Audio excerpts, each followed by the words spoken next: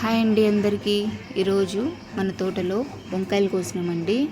అయితే ఇవి చాలా చిన్న చిన్న వంకాయలు వచ్చినాయండి. ఎందుకంటే లాస్ట్ కాప్ అంటారు కదా, అందుకనేసి అండి చాలా వెతికి వెతికి కోయాల్సి వచ్చింది. అదిగోండి విత్తనాలు కనేసి ఇంకా కొన్ని కాయలు అలాగే ఉంచేసినామండి. ఎందుకంటే ఇంక ఇవన్నీ పురుగు కూడా పడుతున్నాయండి చెట్లకి.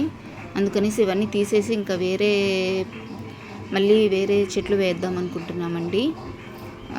అయితే ఇవైతే ముళ్ళొంకాయలండి. ఇవి గుత్తొంకాయ కూరకు కానీ, వంకాయ బజ్జీలు అంటారు కదా, వంకాయ బజ్జీలకి కానీ చాలా టేస్ట్ ఉంటాయండి. అయితే చిన్న చిన్న వంకాయలు కాబట్టి గుత్తొంకాయ కూరకి చాలా టేస్ట్ ఉంటుందండి. అయితే మొత్తం వెతికి వెతికి కోస్తే కనీసం అంటే ఒక అర కేజీ అలా వచ్చింటాయండి అంతే. అదిగోండి అర కేజీ వంకాయలు వచ్చినాయి. గుత్తొంకాయ కానీ, వంకాయ బజ్జీలు కానీ చేసుకుందాం అనుకుంటున్నామండి. మీకు కానీ ఈ వీడియో నచ్చింటే లైక్ చేయండి, సబ్స్క్రైబ్ చేయండి. Thanks for watching the video. Bye.